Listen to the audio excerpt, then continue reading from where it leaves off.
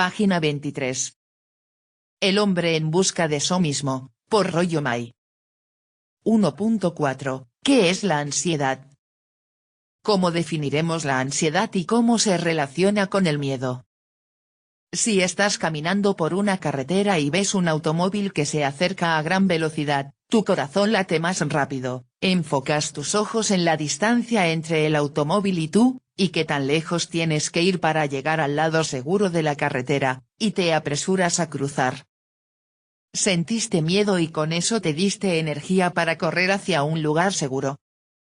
Pero sí, cuando empiezas a apresurarte para cruzar la carretera, te sorprenden los coches que vienen por el carril más alejado desde la dirección opuesta, de repente te encuentras atrapado en el medio de la carretera sin saber en qué dirección girar.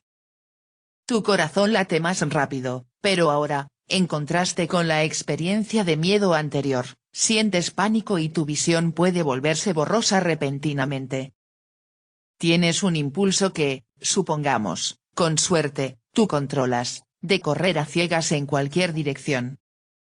Después de que los autos hayan pasado a toda velocidad, es posible que notes un ligero desmayo y una sensación de vacío en la boca del estómago. Eso es ansiedad. En el miedo sabemos lo que nos amenaza, la situación nos energiza, nuestras percepciones son más nítidas y tomamos medidas para correr o en las otras formas adecuadas para superar el peligro. En la ansiedad, sin embargo, nos sentimos amenazados sin saber qué pasos tomar para enfrentar el peligro. La ansiedad es la sensación de estar atrapado, abrumado y en lugar de volverse más nítidas, nuestras percepciones generalmente se vuelven borrosas o vagas. La ansiedad puede ocurrir en intensidad leve o grande. Puede ser una leve tensión antes de conocer a una persona importante o puede ser aprensión antes de un examen cuando el futuro de uno está en juego y uno no está seguro de si está preparado para aprobar el examen. O puede ser el terror absoluto, cuando aparecen gotas de sudor en la frente, esperando saber si un ser querido se pierde en un accidente de avión, o si su hijo se ahoga o regresa sano y salvo después de la tormenta en el lago. La gente experimenta la ansiedad de muchas formas, un roer interior, una constricción del pecho, un desconcierto general o pueden describirlo como la sensación de que todo el mundo a su alrededor fuera de color gris oscuro o negro, o como si tuviera un gran peso sobre ellos, o como una sensación como el terror que experimenta un niño pequeño cuando se da cuenta de que está perdido. De hecho, la ansiedad puede tomar todas las formas e intensidades, ya que es la reacción básica del ser humano ante un peligro para su existencia, o ante algún valor que identifica con su existencia. El miedo es una amenaza para un lado del yo. Si un niño está en una pelea, puede resultar herido, pero ese dolor no sería una amenaza para su existencia o el universitario puede estar algo asustado por un examen parcial, pero sabe que el cielo no se hundirá si no lo pasa, si falla. Pero tan pronto como la amenaza se vuelve lo suficientemente grande como para involucrar al yo total, uno experimenta la ansiedad. La ansiedad nos golpea en el núcleo de nosotros mismos, es lo que sentimos cuando nuestra existencia como yo se ve amenazada.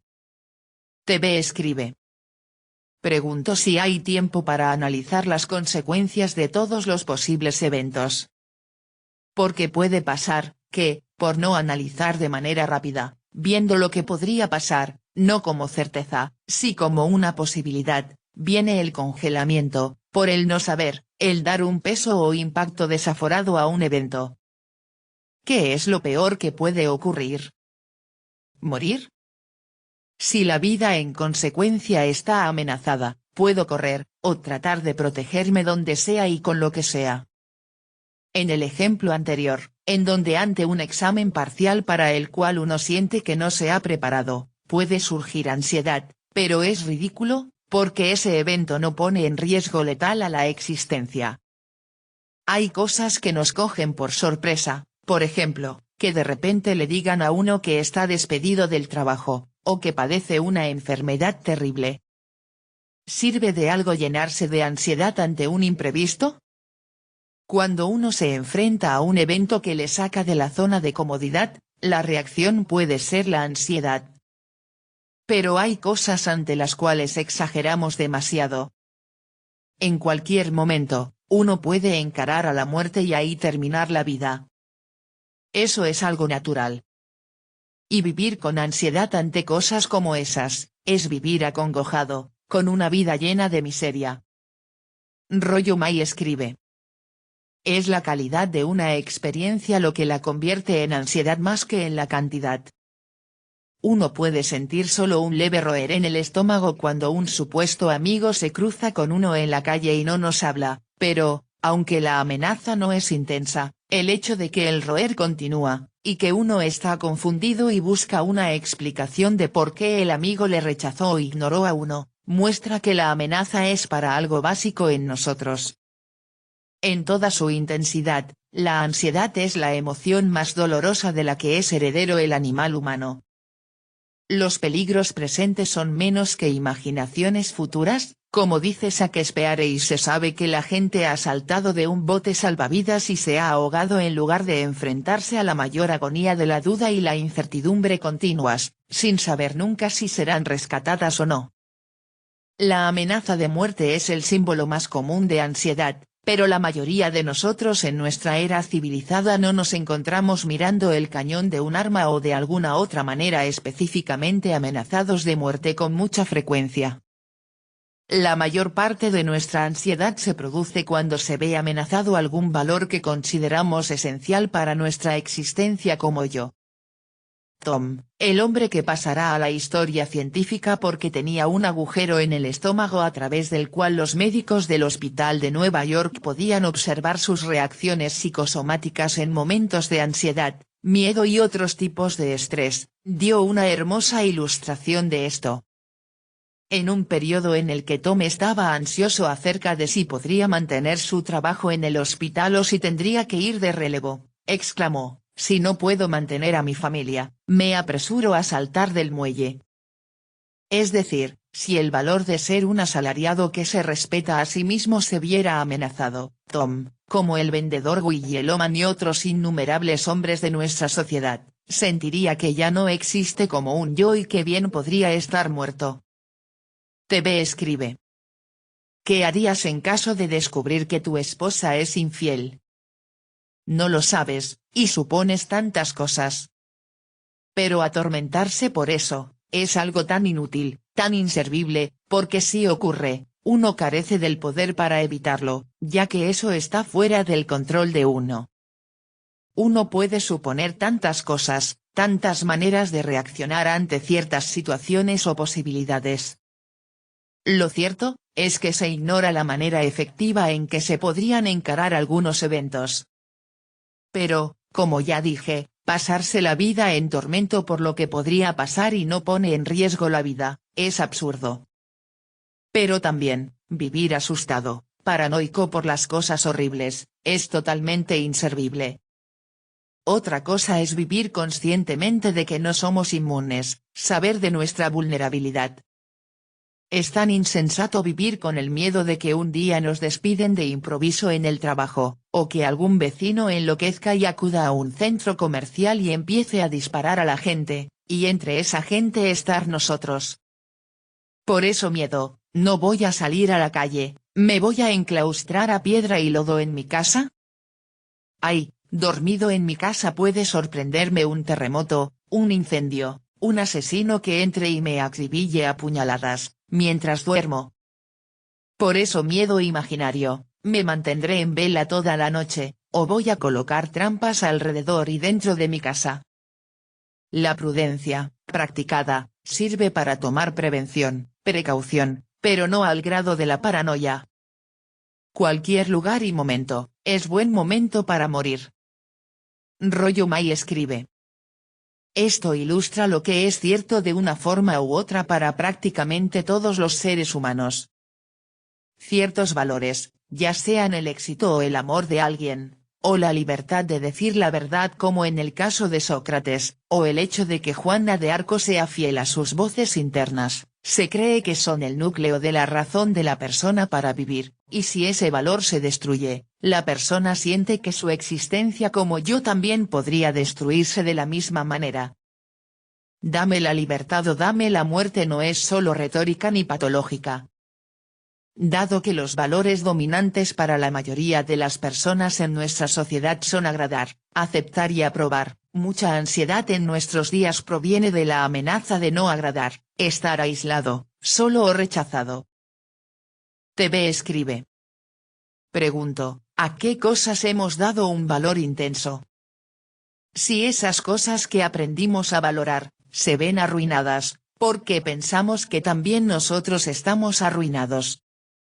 La vida es lo más intenso que se puede perder, y vea que sabiendo eso, algunos vivimos en el mérito desorden, en actividades de tremendo riesgo mortal, como ser boxeador, corredor de autos, alpinistas, meterse con mujeres casadas o dedicarse al narcotráfico. Pocos de esos, llegan a viejos. Pregunto, si este tipo de personas, saben lo que es la ansiedad, o necesitan vivir de ese modo para sentir que están vivos. No todo nos va a salir de manera perfecta, según hemos hecho o planeado. Somos incapaces de controlarlo todo y pretender el control de todo, es enfermizo. Solo hay que ponerse en acción, pero no de una manera tan obsesiva. Hacer las cosas, sabiendo que, aunque pongamos todo el cuidado del mundo, todo es tan volátil, tan circunstancial. Y si en las consecuencias no está perder la vida o ser llevado al tálamo del sacrificio humano, ¿cuál es el problema? Los que se dedican a negocios turbios e ilícitos, saben que, en cualquier momento, les pasarán la factura, llegando incluso a pagar con la vida. Y vea que, a pesar de eso, la temeridad es enorme, temeridad o valemadrismo. El dicho de los narcotraficantes es, más vale un año de vacas gordas que 100 de perro en cualquier lugar. Rollo May escribe. La mayoría de los ejemplos de ansiedad dados anteriormente son ansiedad normal, es decir, ansiedad que es proporcional a la amenaza real de la situación de peligro. En un incendio, una batalla o un examen crucial en la universidad, por ejemplo, cualquiera sentiría más o menos ansiedad, sería poco realista no hacerlo. Todo ser humano experimenta la ansiedad normal de muchas formas diferentes a medida que se desarrolla y se enfrenta a las diversas crisis de la vida. Cuanto más capaz sea de afrontar y superar estas crisis normales el destete de la madre, ir por primera vez a la escuela y, tarde o temprano, asumir la responsabilidad de su propia vocación y de sus decisiones matrimoniales, menos ansiedad neurótica desarrollará. No se puede evitar la ansiedad normal, debe admitirse francamente ante uno mismo. Este libro se ocupará principalmente de la ansiedad normal de la persona que vive en nuestra era de transición y de las formas constructivas en que se puede afrontar esta ansiedad. TV escribe. Se siente ansiedad, porque se ignora lo que va a ocurrir, porque se desconocen los mecanismos en uno mismo, a pesar de ya haber visto lo que ocurre en otros, ante la misma situación. Solo el que carga el morral, le sabe su contenido, solo el que carga al venado, sabe lo duro que es cazarlo. Rollo May escribe. Pero, por supuesto, mucha ansiedad es neurótica, y al menos deberíamos definirla. Supongamos que un joven, un músico, sale en su primera cita y, por razones que no puede entender, le tiene mucho miedo a la chica y lo pasa bastante mal. Entonces supongamos que esquiva este problema real prometiendo eliminar a las chicas de su vida y dedicarse solo a su música. TV escribe. Habemos quienes le sacamos la vuelta a un posible problema, no lo enfrentamos y buscamos actividades o motivos menos amenazantes. Lo que no quiere comprender es que todo hacer o vivir humano, está atascado de experiencias, y no todas son compatibles con un ideal. Hay gente que le tiene pavor al matrimonio y al compromiso de vivir esclavizado que trata de huir de eso. Ha visto tanta infamia y tanto dolor, tantas quejas, que no quiere asumir ese riesgo, el de la esclavitud oficial diseñada para todo aquel que quiera una vida normal. Hay gente que no quiso ser rey, y terminó sentado en un trono, con esa carga tan infame. Y hay quienes buscan por todos los medios, llegar a ser líderes, y no lo son, termina frustrados. A veces, los humanos terminan siendo cogidos por el sistema, haciendo cosas que, en lugar de llenarlos de dicha, le representan una carga pesada. Vivir de ese modo, víctima de las circunstancias, vaya que, si es una vida miserable, porque en estos casos, la voluntad ha sido mancillada. El ocio, como elección, y viéndose satisfecho, vendría a ser un logro fenomenal. Rollo May escribe. Unos años más tarde, ese joven músico, como exitoso músico soltero, sin embargo, se encuentra extrañamente inhibido con las mujeres, no puede hablar con ellas sin sonrojarse, tiene miedo de su secretaria y está muerto de miedo de las mujeres presidentas de los comités con los que debe lidiar. En la organización de su agenda de conciertos.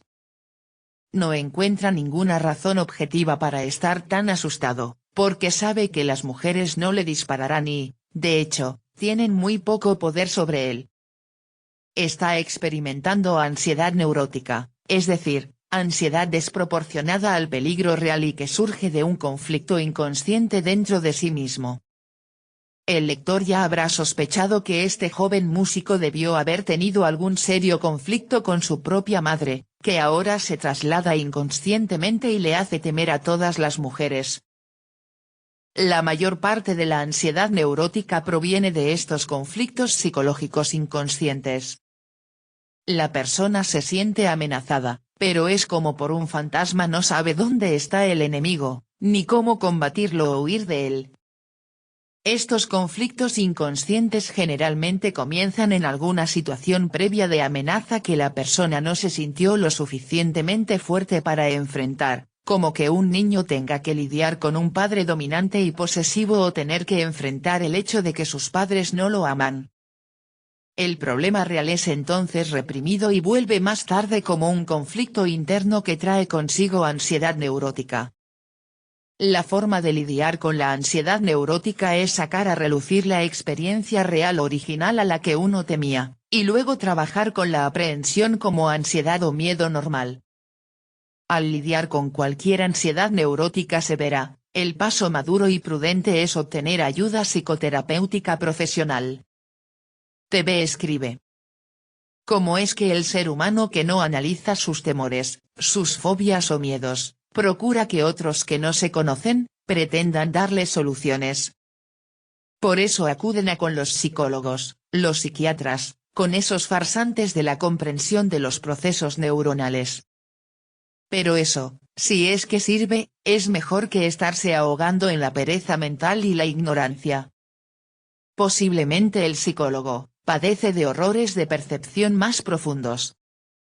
El que necesite de muletas para caminar, agradece que otro se las ponga en las manos y hasta le diga cómo podría vivir con la capacidad ególatra de una mente fría. La autoconciencia está muy lejos de poder ser transmitida a otros para que le hagan una autopsia. Es algo tan cambiante, no es una piedra en donde todo está grabado de manera definitiva. Rollo May escribe. Pero nuestra principal preocupación en estos capítulos es comprender cómo utilizar la ansiedad normal de forma constructiva. Y para hacer eso, necesitamos aclarar un punto muy importante, la relación entre la ansiedad de una persona y su autoconciencia. Después de una experiencia aterradora, como una batalla o un incendio, la gente suele comentar, me sentí como si estuviera aturdido. Esto se debe a que la ansiedad elimina los apoyos, por así decirlo, de la conciencia de nosotros mismos. La ansiedad, como un torpedo, golpea por debajo en el nivel más profundo, o núcleo de nosotros mismos, y es en este nivel que nos experimentamos como personas, como sujetos que pueden actuar en un mundo de objetos. Así, la ansiedad en mayor o menor grado tiende a destruir nuestra conciencia de nosotros mismos. En una batalla, por ejemplo, mientras el enemigo ataque las líneas del frente, los soldados del ejército defensor, a pesar de su miedo, continúan luchando. Pero si el enemigo logra volar el centro de comunicaciones detrás de las líneas, entonces el ejército pierde su dirección, las tropas se mueven atropelladamente y el ejército ya no es consciente de sí mismo como una unidad de combate. Los soldados se encuentran entonces en un estado de ansiedad o pánico. Esto es lo que la ansiedad le hace al ser humano, lo desorienta, borra temporalmente su claro conocimiento de qué y quién es y difumina su visión de la realidad que lo rodea. TV escribe. Mientras uno sienta la certeza de que su vida no está en peligro, el miedo puede ser manejado.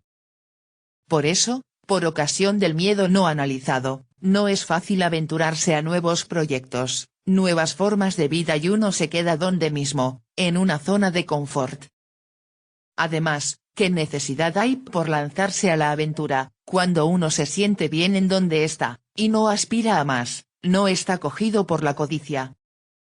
Pero la sociedad a eso lo califica como mediocridad, y juzga, califica al otro, que teniendo todo para ir por más, no lo hace. Si a uno le importa y le da valor a la percepción ajena, puede terminar corriendo en pos de naderías, de cosas que, aunque parezcan ser grandes, para uno son pura basura. Pero cuando la vida está en riesgo fatal, pocos que piensan y ven más allá de los eventos finales, se dejan coger por el depredador, como mansos borreguitos. Y eso es lo que quieren los sistemas de explotación, que la actitud ante la vida de la gente, sea la de un borrego. Y de este modo, el peligro real, no se muestra tal cual es, porque solo ante el terror declarado, la ansiedad explota y todo se sale de control. Rollo May escribe. Este desconcierto, esta confusión sobre quiénes somos y qué debemos hacer, es lo más doloroso de la ansiedad. Pero el lado positivo y esperanzador es que, así como la ansiedad destruye nuestra conciencia de nosotros mismos, la conciencia de nosotros mismos puede destruir la ansiedad. Es decir, cuanto más fuerte sea nuestra conciencia de nosotros mismos, más podremos enfrentarnos y superar la ansiedad. La ansiedad, como la fiebre, es una señal de que se está produciendo una lucha interior. Así como la fiebre es un síntoma de que el cuerpo está movilizando sus poderes físicos y dando batalla a la infección, digamos el bacilo de la tuberculosis en los pulmones, la ansiedad es evidencia de que se está librando una batalla psicológica o espiritual. Hemos señalado anteriormente que la ansiedad neurótica es el signo de un conflicto no resuelto dentro de nosotros, y mientras el conflicto esté presente, existe una posibilidad abierta de que podamos tomar conciencia de las causas del conflicto y encontrar una solución en un nivel superior, un nivel satisfactorio de salud. La ansiedad neurótica es la forma que tiene la naturaleza, por así decirlo, de indicarnos que tenemos que resolver un problema. Lo mismo ocurre con la ansiedad normal, es una señal para que llamemos a nuestras reservas y luchemos contra una amenaza. TV escribe. La ansiedad aparece cuando hay ignorancia. El cerebro detecta que desconoce la causa y el efecto, y actúa por su permanencia gracias al proceder del pensamiento, que jamás puede apresar a la certeza, porque el pensamiento solo es activado después del golpe unitario de la vida. En sí, cuando el organismo enfrenta a un evento desquiciante, trata de manejarlo, y si no puede, pues simplemente, se derrumba, no pide paz, no suplica clemencia. Rollo May escribe. Así como la fiebre en nuestro ejemplo es un síntoma de la batalla entre los poderes corporales y los gérmenes infecciosos, la ansiedad es evidencia de una batalla entre nuestra fuerza como yo por un lado y un peligro que amenaza con acabar con nuestra existencia como yo, en el otro lado. Cuanto más gana la amenaza, más se rinde, restringe, encierra nuestra conciencia de nosotros mismos. Pero cuanto mayor es nuestra fuerza propia, es decir, mayor es nuestra capacidad para preservar nuestra conciencia de nosotros mismos y del mundo objetivo que nos rodea, menos seremos vencidos por la amenaza. Todavía hay esperanza para un paciente tuberculoso mientras tenga fiebre, pero en las etapas finales de la enfermedad, cuando el cuerpo se ha rendido por así decirlo, la fiebre desaparece y pronto el paciente muere. De la misma manera, lo único que significaría la pérdida de la esperanza de superar nuestras dificultades actuales como individuos y como nación, sería una renuncia a la apatía y una incapacidad para sentir y enfrentar nuestra ansiedad de manera constructiva. Nuestra tarea, entonces, es fortalecer nuestra conciencia de nosotros mismos, encontrar centros de fuerza dentro de nosotros mismos que nos permitan estar de pie a pesar de la confusión y el desconcierto que nos rodea. Este es el propósito central de la investigación en este libro. Primero, sin embargo, nos esforzaremos por ver más claramente cómo nos sobrevino nuestro predicamento actual. TV escribe. Hay eventos para los cuales, por más voluntad que uno sienta, sabemos que ya no hay salida. Entonces, la no resignación es puro empeño en vano. Y es aquí, en donde la importancia del organismo, no necesita de ideas, ni de pensamientos sublimes, simplemente da carpetazo a todo y se va. Mientras uno esté pensando, hay esperanza, pero cuando el pensamiento es anulado, la esperanza se diluye en la fragmentación fisiológica, ni siquiera es ilusión. Página 26.